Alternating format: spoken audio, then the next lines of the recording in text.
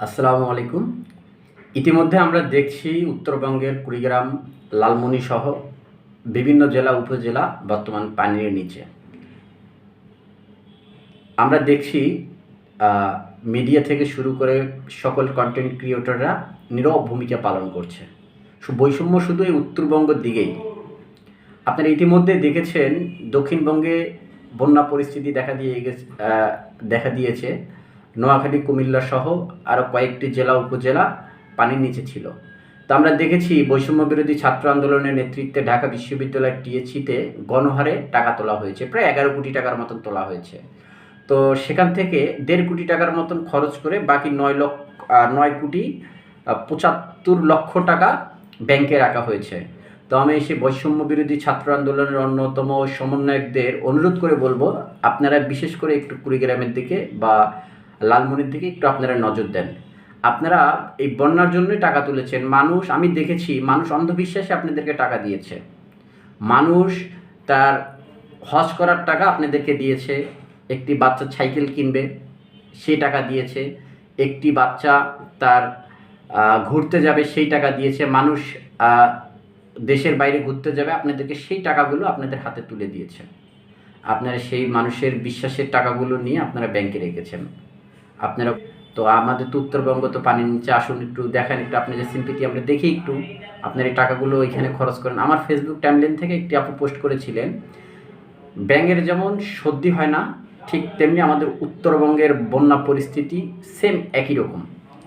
আজকে দেখেন আপনারা রংপুরে কোনো মিডিয়া এ পর্যন্ত আমি দেখিনি যে বন্যার পরিস্থিতি তুলে ধরেছে। আপনারা সমন্বয়করা এ পর্যন্ত একটি ফেসবুকে একটা স্ট্যাটাস দিলেন না যে আসুন সবাই কুড়িগ্রামের দিকে এগিয়ে আসুন, কুড়িগ্রাম মানুষের দিকে। আরে ভাই, কুড়িগ্রামের মানুষ শুধু এই বন্যা পরিস্থিতির কারণেই কিন্তু এরকম এই পর্যায়ে দাঁড়িয়েছে। আপনারা বন্যা ঠিক হয়ে গেলে আসুন, আপনাদের যে 9 কোটি টাকা ব্যাংকে আছে এরকম 18 কোটি টাকায় কুড়িগ্রামবাসী, লালমনিবাসী আপনাদেরকে দিবে।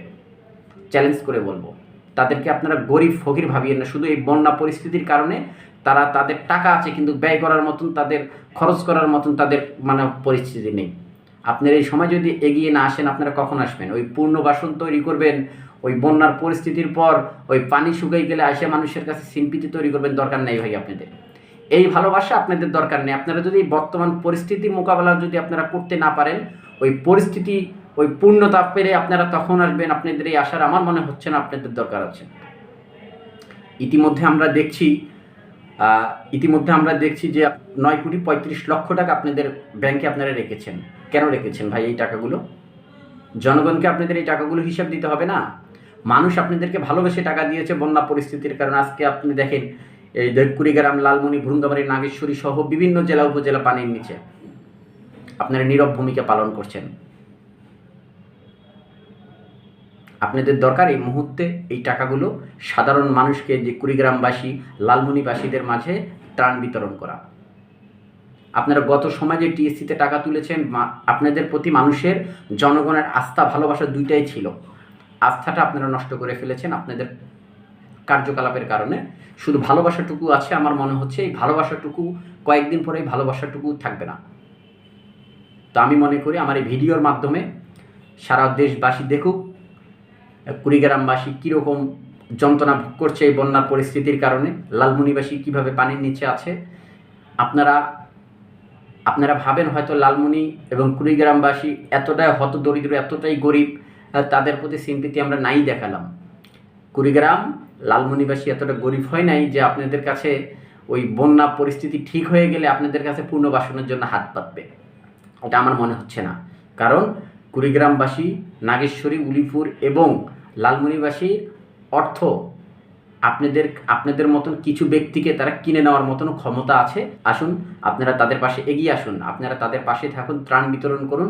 এই সময় যদি আপনারা সেই টাকাগুলো কাজে লাগাইতে না পারেন, আমার মনে হচ্ছে না বন্যা পরিস্থিতি স্বাভাবিক হয়ে গেলে আপনারা এই টাকাগুলো তাদের পিছনে খরচ করবেন। ধন্যবাদ।